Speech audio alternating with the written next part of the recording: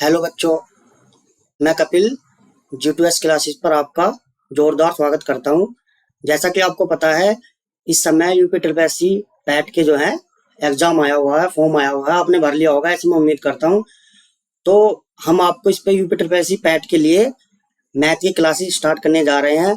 और आप UP police का, जैसे कि आपको पता है, आने वाले समय भर्ती आने वाली है, तो उसके लिए आप जो है इस चैनल से जुड़ सकते हैं। और यूपीएसआई के लिए और एसएससी के लिए भी हम आपको कराएंगे आने वाले समय में। बहुत जबरदस्त हम मैथ पढ़ाने वाले इस चैनल पर आपको, आप एक बार जुड़ कर देखो। उसके लिए कोई दिक्कत है ही नहीं आपको, हम लगातार कंटिन्यू आपके लिए वीडियो बनाएंगे। तो ज्यादा टाइम ना वेस्ट करते हो, चलो डायरेक्ट आपको वीडियो पे लेके चलता हूँ। हम संख्या पद्धति के बारे में पढ़ते हैं कि नंबर सिस्टम किसे कहते हैं। उसमें भी सबसे पहले आपको बेसिक पढ़ना है, ठीक है। बेसिक पढ़ा देता हूँ पहले आपको, फिर चैप्टर पे लेके चलेंगे संख्या पद्धति के बारे में। तो जैसा कि प्राकृतिक संख्या के बारे में पढ़ते हैं हम, प्राकृतिक संख्या किन्हें कहते हैं। तो प्राकृतिक संख्या किन्हें कहते हैं, देखिए यहाँ पे इसे n से प्रदर्शित करते हैं। n बराबर कितना हो जाएगा भाई, 1 2 3 4 5 और ऐसे ही जो है आपकी चलती जाएंगी। कहाँ तक, n तक कह सकते हो, अनंत तक कह सकते हो, कोई दिक्कत नहीं है, ठीक है। तो क्या हो जाएगा, n बराबर 1 2 3 4 5 और डैश डैश चलती चली जाएंगी, ठीक है। तो अब देखिए यहाँ पे हम पढ़ते हैं पूर्ण संख्या के बारे में। पूर्ण संख्या किन्हें कहते हैं, ठीक है। तो पूर्ण संख्या यानी होल नंबर्स। होल नंबर्स को इसे W से प्रदर्शित करते हैं। W बराबर कितना आएगा भाई, इसमें बस आपकी जो है जीरो ऐड हो जाएगी, बाकी सब नंबर वही होता है, नेचुरल नंबर। जीरो ऐड हो जाएगी, जैसे कि 0 1 2 3 4 और ऐसी जो है ये भी चलती चली जाएंगी आगे तक, ठीक है भाई। अब जीरो इसमें ऐड हो जाएगा। देखो नेचुरल नंबर क्या है, 1 2 3 4 5 6 7 8 ऐसे चलती चली जाएंगी। और जो आपकी होल नंबर है उसमें बस जीरो ऐड हो जाएगी। जीरो जो है देखो वो नेचुरल नहीं है, वो क्या है आपका जो इंसानों ने बनाई है, यानी कि जीरो का आविष्कार किसने करा है, आर्यभट्ट ने करा है, ठीक है। अब देखिए हम पढ़ते हैं सम संख्या के बारे में। सम संख्या किन्हें कहते हैं, सम संख्या यानी इवन नंबर, ठीक है। इवन नंबर कहते हैं वे संख्याएं जो दो से पूर्णतः विभक्त होती हैं, सम संख्याएं कहलाती हैं। जो दो से पूरी पूरी कट जाएं वो सम संख्या कहलाएंगी। जैसे बताओ, जैसे इसे ई से प्रदर्शित करेंगे, ई बराबर जो आएगा आपका कितना आएगा, 2 4 और कितना आ जाएगा भाई 6 8 10 12 और ऐसी डैश डैश करके चलती चली जाएंगी। जैसे 2 4 6 8 10 12 ये आपकी जो है अनंत तक चलती चली जाएंगी, जो दो से पूरी पूरी कट जाए। जैसे 2 जो है वो 2 से कटेगा, 4 जो है वो भी 2 से कटेगा, 6 जो है वो भी 2 से कटेगा, 8 जो है वो भी 2 से कटेगा और 10 भी 2 से कटेगा। देखिए इसमें आप जीरो भी ऐड कर सकते हैं। जीरो भी जो है आपकी एक सम संख्या है, ठीक है। जीरो विषम नहीं है, क्या है, जीरो है आपकी सम संख्या, ठीक है भाई। जीरो क्या है, सम संख्या, ठीक है। जीरो जो है आपकी 2 से पूरी पूरी कट जाएगी, ठीक है। कट तो जाएगी, देखो 3 से भी, 3 भी विषम संख्या है। पर ये आपको जो है ना क्या करना है इसमें, देखो जो जीरो जो आती है हमारी वो कायम आते हैं, सम में आते हैं। क्यों, क्योंकि एक तो पहली बात तो 2 से कटेगी और उसके बाद तुम देखो ये 2 में आएगी। आप देखो 4 लो, 4 में से 2 2 घटाते चले जाओ, 2 घटाओगे कितना आएगा, 2 आएगा। अब 2 घटाओगे कितना आएगा, 0 आएगा। तो जब आप 2 2 घटाते चले जाओगे ना किसी भी सम संख्या में, तो जीरो इसमें आ जाएगी। और जब आप विषम संख्या में घटाओगे तो जीरो कभी नहीं आएगी, ठीक है। तो अब देखिए आगे बढ़ते हैं विषम संख्या पर। देखिए विषम संख्याएं किन्हें कहते हैं, ठीक है भाई, यानी कि ओड नंबर्स। ओड नंबर्स वो होते हैं वे संख्याएं जो 2 से पूर्णतः विभक्त नहीं होती हैं, विषम संख्याएं कहलाती हैं। जैसे वे संख्याएं जो 2 से नहीं कटे, मतलब ऐसा कह सकते हो आप लोग, वो विषम संख्या कहलाएंगी जो 2 से ना कटे। जैसे बताओ, जैसे इसे ओ से आप प्रदर्शित कर सकते हो। ओ बराबर कितना आ जाएगा, 1 3 5 7 9 और आपकी जो है चलती चली जाएंगी, ठीक है भाई। 1 3 5 7 9 ये आपकी जो है संख्या 2 से नहीं कटेंगी, ठीक है भाई। पूरी पूरी कट ही नहीं सकती 2 से, तो ये कैसी हो जाएंगी, विषम संख्या हो जाएंगी, ठीक है। अब देखिए आगे चलते हैं। अब देखिए भाज्य संख्या के बारे में पढ़ते हैं। भाज्य संख्या यानी कंपोजिट नंबर। कंपोजिट नंबर क्या होते हैं आपके, भाज्य संख्या क्या होते हैं, वे संख्याएं जिनके 3 या 3 से अधिक गुणनखंड होते हैं, जिनके 3 या 3 से अधिक गुणनखंड होते हैं भाज्य संख्याएं कहलाती हैं। जैसे बताओ, आप शीशे से प्रदर्शित कर सकते हो आप लोग। जैसे बताओ जिसके 3 गुणनखंड होंगे, जैसे कि 4 4 के आपके क्या गुणनखंड है, 3 गुणनखंड है। देखो 4 के गुणनखंड कितने हैं, कितना, एक तो 1 हो जाएगा, एक 2 हो जाएगा और एक खुद कितना हो जाएगा, 4 हो जाएगा। तो कितने गुणनखंड है इसके, 3 गुणनखंड है, ठीक है। जिसके 3 या 3 से अधिक हो, 3 तो होने चाहिए, पर आप 4 भी कह सकते हो, 5 भी कह सकते हो, 6 भी कह सकते हो, पर 3 से कम ना हो, ठीक है। तो देखिए यहाँ पे अगली वाली क्या आएगी आपकी 6 हो जाएगी, फिर कितनी हो जाएगी 8 हो जाएगी, फिर कितनी हो जाएगी 9 हो जाएगी। ठीक है भाई, 9 भी है आपकी भाज्य संख्या। 9 के आप कर सकते हो, देखो कितने बताओ कितने गुणनखंड है 1 3 9, तो कितने हैं इसके 3, तो 3 गुणनखंड है यानी कि 3 गुणनखंड है, तो ये भी कैसी हो जाएगी आपकी भाज्य संख्या हो जाएगी। और बताओ जैसे 10 12 14 और डैश आपकी जो है चलती चली जाएगी भाई। ठीक है, 10 भी आपकी क्या है भाज्य संख्या, मतलब ये कह सकते हो आप जो है अभाज्य संख्या को छोड़कर सारी भाज्य होंगी। अब अभाज्य क्या होती है, देखो आगे बढ़ते हैं। देखिए अभाज्य संख्या क्या होती है। अभाज्य संख्या होती है आपकी वे संख्याएं जो एक से वह स्वयं से कटती हैं। ठीक है, जो एक से वह अपने आप से कटती हैं और जिनके 2 गुणनखंड, देखिए ये स्पेशल लिखा हुआ है यहाँ पे, जिनके 2 गुणनखंड होते हैं, 2 गुणनखंड होने जरूरी है। ठीक है, अगर 2 गुणनखंड नहीं होंगे तो फिर वो कैसी होगी, वो फिर भाज्य हो सकती है, और वो फिर और कुछ भी हो सकती है। देखिए 2 गुणनखंड एक है जैसे हमारे पास, अब एक है, अब एक के देखो क्या गुणनखंड होंगे बताओ आप, एक तो खुद ही एक ही गुणनखंड है इसका, तो एक, अब तुम कहोगे एक है और एक और हो जाएगा, एक कैसा हो जाएगा भाई, एक ही तो है, तो एक के जो है एक ही गुणनखंड है, इसलिए ये संख्या जो है ना तो देखो भाज्य में आती और ना ही अभाज्य में आती है। बहुत इंपॉर्टेंट क्वेश्चन है कि एक भाज्य संख्या है या अभाज्य संख्या है, प्राइम नंबर है या आपका कंपोजिट नंबर है, तो ये क्या है आपका जो है, ये ना तो भाज्य हो ना अभाज्य। ठीक है, तो आपकी फिर अभाज्य संख्या कौन सी होंगी बताओ, एक तो हो नहीं सकती, तो बताओ कहां से स्टार्ट होंगी, वे संख्याएं जो एक से वह अपने आप से कटती हैं, वो क्या कहलाएंगी आपकी अभाज्य संख्या कहलाएंगी। जैसे बताओ देखो पी से प्रदर्शित कर सकते हो आप लोग, पी बराबर 2 आएगा। ठीक है, 1 तो हो नहीं सकता क्योंकि 1 तो मैंने पहले मना कर दिया आपसे, तो 2 3 अपने आप से कटनी चाहिए, 5 7 9 नहीं कह सकते। ठीक है भाई, 9 नहीं होगी आपकी, कितनी होगी 11 और कितनी आ जाएगी आपकी 13, और ऐसी आपकी डैश करके चलती चली जाएगी। ठीक है भाई, जो अपने आप से कटे, किसी से कटनी नहीं चाहिए। अब देखिए जैसे 2 है, अब बताओ 2 के क्या गुणनखंड हो सकते हैं, 2 या तो 1 से कटेगी या कैसे कटेगी, अपने आप से कटेगी।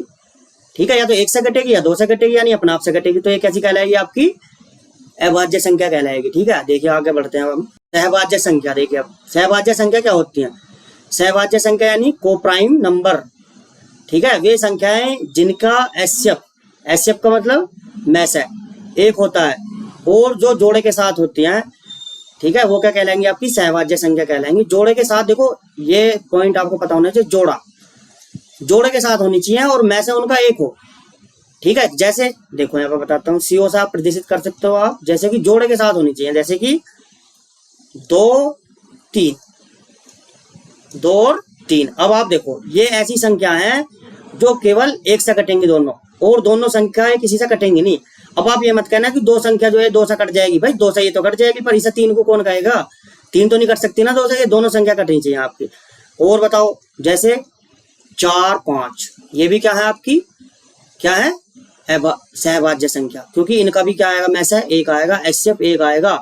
ये संख्या ऐसी है जो केवल अपने आप से कटेंगी, ये अपने आप से नहीं मतलब 1 से कटेंगी। ठीक है, तो देखिए ऐसा डायरेक्ट बहुत हो सकती है, आप कितनी भी लिख सकते हो। 6 और यहाँ पे देखो 6 और 9 कहोगे ना, आप इन्हें नहीं कह सकते। 6 9 को क्यों नहीं कह सकते बताओ, क्योंकि ये जो संख्या जो है ये 3 से कट जाएगी, 6 भी 3 से कट जाएगी और ये 9 भी 3 से कट जाएगी। मैंने कहा केवल 1 से कटनी चाहिए तब होगी, यहाँ पे ये नहीं है। ठीक है, और बाकी डैश करके ऐसी चलती चली जाएंगी आपकी। ठीक है भाई, सहभाज्य संख्या। तो आगे बढ़ते हैं, देखो बात करते हैं हम पूर्णांक के बारे में। ठीक है भाई, पूर्णांक क्या होता है, यानी कि इंटीजर्स क्या होते हैं आपके। तो पूर्णांक का मतलब होता है जो वैल्यू पूरी लिखी हो। ठीक है, वो आपकी पॉइंट में नहीं होनी चाहिए, वो आपकी बटे में नहीं होनी चाहिए, वो पूरी वैल्यू होनी चाहिए। ये कहने का मतलब ये है। ठीक है, जैसा आप कोई दुकान पर मोबाइल लेना गए, अब मोबाइल लेना जाओगे तो आप ये तो कहने के नहीं हो मुझे 1.5 मोबाइल दे दो या मुझे आधा मोबाइल दे दो, वहां तो पूरा ही मोबाइल कहोगे ना। तो इंटीजर मतलब ये कहना चाह रहा है कि मतलब 1 मोबाइल लोगे या 2 मोबाइल लोगे या 3 मोबाइल लोगे, आप ये नहीं है कि मतलब आधा मोबाइल ले लोगे, आधे मोबाइल को क्या होगा, ये गलत बात है। ठीक है, तो इंटीजर होते हैं जो पूरी वैल्यू लिखी होते हैं। जैसे बताओ, तो इसे आई से प्रदर्शित कर सकते हो आप लोग। यहाँ पे क्या करोगे बताओ, 0 plus minus 1 plus minus 2 plus minus 3 plus minus 4, और ऐसी जो है प्लस माइनस से चलती चली जाएंगी कहाँ तक, अनंत तक। देखिए अगर यहाँ पे कहेगा आपसे कि धनात्मक पूर्णांक बताओ, तो धनात्मक पूर्णांक है, इसका मतलब +1 +2 +3। 0 ले सकते हो क्योंकि 0 ना तो देखो धनात्मक होती है और ना ही 0 ऋणात्मक होती है आपकी। तो आप अगर धनात्मक इंटीजर कहेगा तो आप लोग यहाँ पे +1 +2 +3 +4। अगर ऋणात्मक कहेगा तो क्या लोगे, -1 -2 -3 -4। ठीक है, तो ये आपके पूर्णांक हो जाएंगे। अब देखिए आगे बढ़ते हैं। देखिए अब पढ़ते हैं परिमेय संख्या के बारे में। ठीक है भाई, परिमेय संख्या आपकी क्या होती है? परिमेय संख्या यानी रेशनल नंबर। ठीक है भाई, रेशनल नंबर वो होते हैं जो वे संख्याएं जो p बटे q के रूप में लिखी जाती हैं। जो p बटे q के रूप में लिखी जाएंगी वो क्या कहलाएंगी? आपकी परिमेय संख्या कहलाएंगी। ठीक है, जहां p व q कोई पूर्णांक है, यानी कि पूर्णांक होना चाहिए, धनात्मक होगा या ऋणात्मक होगा कोई फर्क नहीं पड़ता, बस आपका क्या होना चाहिए वहां पे? वो इंटीजर होना चाहिए, पूर्णांक होना चाहिए। लेकिन देखो ये स्पेशल चीज आई है आपके सामने कि लेकिन q not equal to 0, q का मान 0 नहीं होना चाहिए। इसका मतलब बटे में संख्या 0 नहीं होनी चाहिए। अगर आपकी नीचे 0 हो चुकी है, जैसे कि 2/0, तो ये आपका आंसर पहुंच जाएगा अनंत। ठीक है, और अनंत जो है वो कोई परिमेय संख्या नहीं होती, बस बटे में 0 ना आ जाए। बाकी अगर ऊपर 0 आ रही है वो चलेगा, जैसे कि 0/1, तो 0/1 का मतलब ये p बटे q की फॉर्म में आ चुकी है, तो ये क्या बन जाएगी? आपकी परिमेय संख्या बन जाएगी। और परिमेय संख्या मैंने तुम्हें बता दिया जो p बटे q के रूप में लिखी जा सकती है, पूर्णांक होना चाहिए। तो पूर्णांक आप कुछ भी ले सकते हो, जैसे 2/3, 5/6 और 2b - 2 - 3, आप ये सारी की सारी जो आपकी क्या कहलाएंगी? सब परिमेय संख्या कहलाएंगी। 0 भी आपकी काहे की होगी? परिमेय संख्या होगी 0 भी।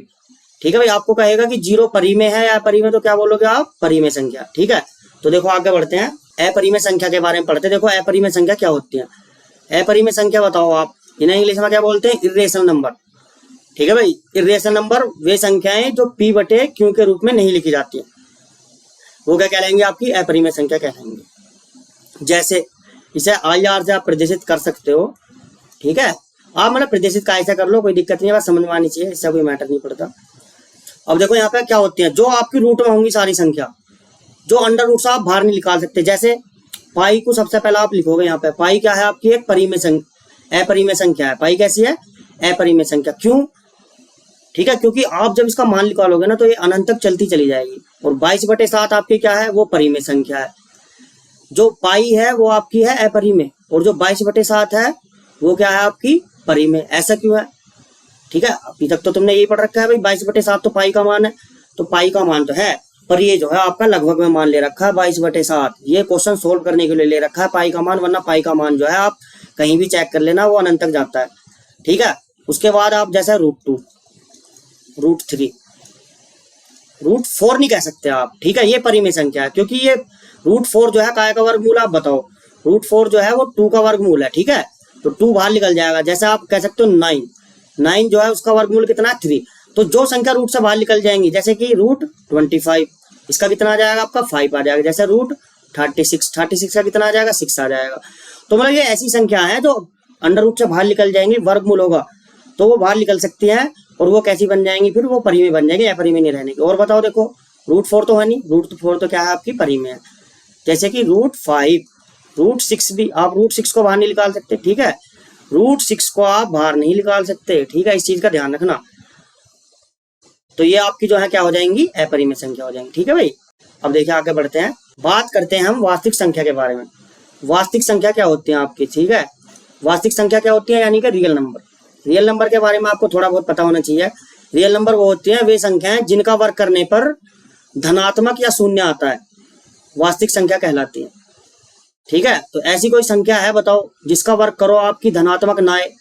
मतलब कोई भी संख्या आप पकड़ो, जैसे कि -2 का स्क्वायर कितना आएगा भाई? प्लस का 4 हो जाएगा, क्योंकि माइनस माइनस क्या हो जाएगा? प्लस आ जाएगा। और यहाँ पे जो है आपका ये प्लस का 4 आ जाएगा।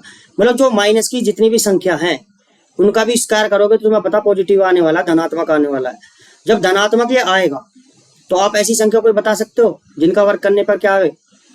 ऋणात्मक आए। तो देखो मैं बताता हूँ तुम्हें, मतलब कोई भी संख्या ऐसी नहीं है फिलहाल तो, पर मैं तुम्हें बताता हूँ। देखो वास्तविक संख्या जिनका वर्ग करने पर धनात्मक या 0 आता है।